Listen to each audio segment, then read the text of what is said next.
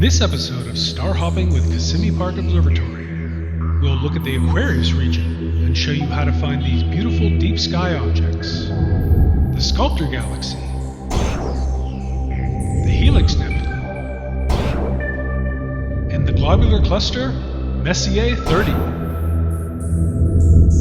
Alright, let's go star hopping!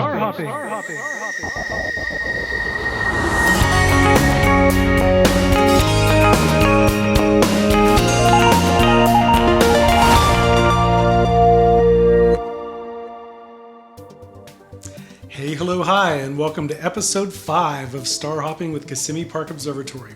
I'm Dave Hearn, and I'm positively thrilled to be your host.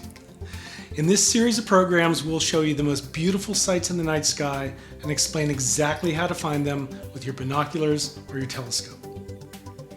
In this installment of Star Hopping, we're focusing on the water region of the autumn sky, containing the constellations of Aquarius the water bearer, Pisces Austrinus the southern fish, and Cetus the whale. The set of deep sky objects that we're finding tonight are definitely fainter and require a telescope to locate them, although you could potentially pick them up in your binoculars if you have a dark sky. These targets will appear about midway up in the south and southeastern skies around 10 p.m. at the end of October. The center constellation of this watery group is the ancient constellation of Aquarius, initially documented in the 2nd century by the Greek astronomer Ptolemy. It's an extremely large constellation covering nearly 1,000 square degrees of sky, making it the 10th largest constellation. There are really no especially bright stars in Aquarius, which makes it somewhat difficult to pick out, particularly if you're dealing with a little bit of light pollution in your location. It's always best to try to get away from city lights for your astronomical viewing activities. In Aquarius, there's one easily recognized pattern of stars, known as the water jar, two curves of stars that represent the opening of the water-carrying vessel that Aquarius is toting.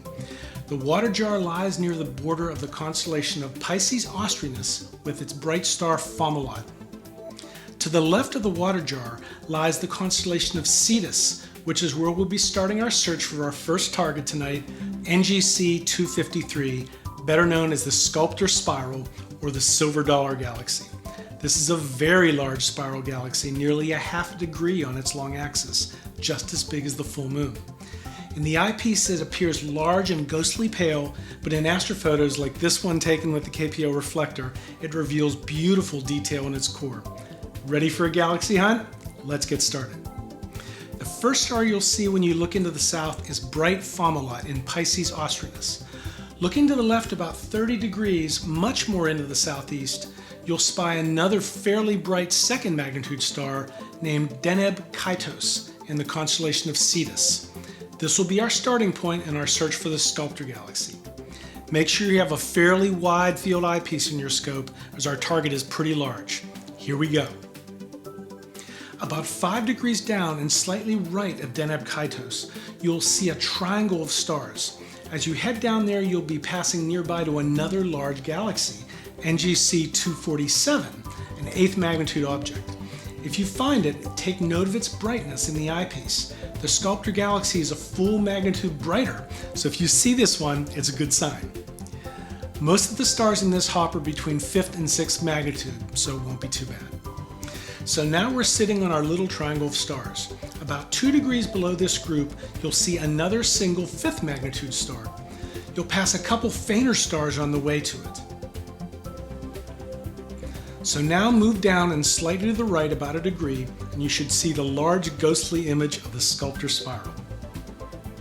Once you've found this monster with your scope, try and see it in your binoculars. The Sculptor Spiral was one of the largest galaxies in the sky, and it's in a fairly dark area, so you should be able to pick it up in your binocs. Great.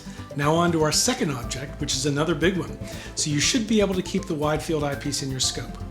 We're going to locate the largest and closest planetary nebula in the sky, the famous Helix Nebula. We located a couple other famous planetaries in star hopping a couple weeks ago, the Dumbbell Nebula and the Ring Nebula.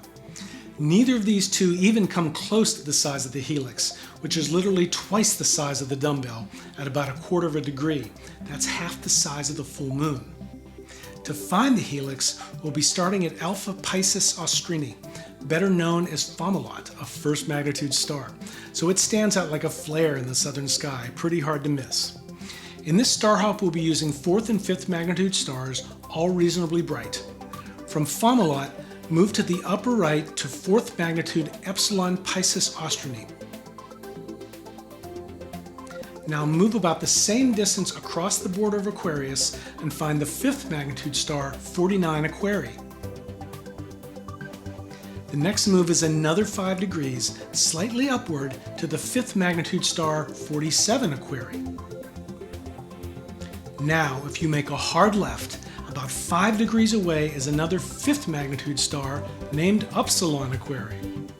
As you move to it, about halfway there, you'll run into a very large hazy ring of light in your eyepiece. You've just located the Helix Nebula. Remember our discussion in the last episode about using averted vision?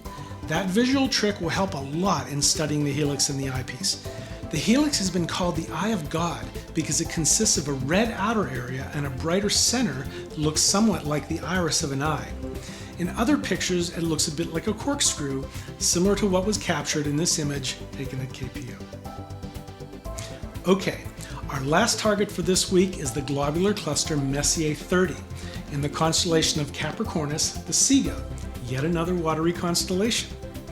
Our starting point is to the right of the helix on the star Deneb Al-Jadi, which is a star of magnitude 2.8.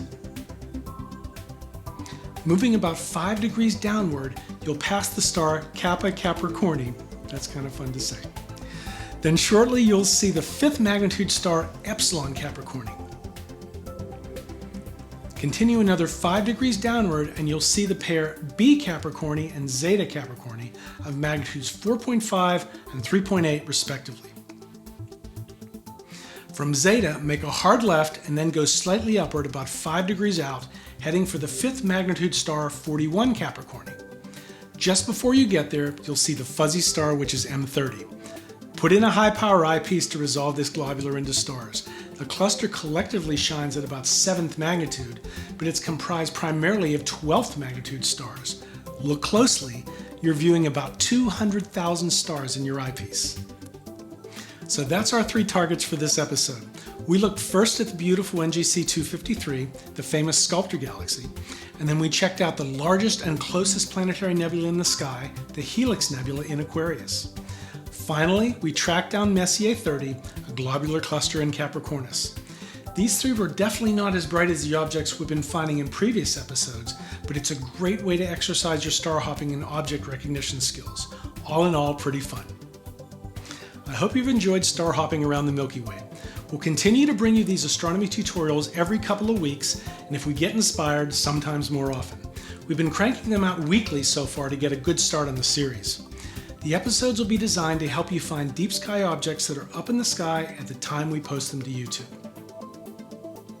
If you found this video useful, please consider subscribing to our channel down there, click the thumbs up, and please share it out to your friends who like looking at stars. Also, we love your comments and feedback, so please feel free to leave any question or comment below, and we'll be sure to respond quickly. Also, please follow KPO on Facebook, where we post all of our astrophotos and keep everyone informed about upcoming astronomical events. We'd love to hear from you to discuss all this great stuff up in the sky. All the links to these places, including our website, kpobservatory.org, can be found below in the episode notes as well. And finally, if you feel this video provides you value, and if you'd like to see more, please consider supporting us on Patreon, where for a couple dollars per video, you can support our efforts and help us to make even more great astronomy tutorials just like this one. Well, thanks again for watching, and we'll see you next time on Star Hopping with Kissimmee Park Observatory.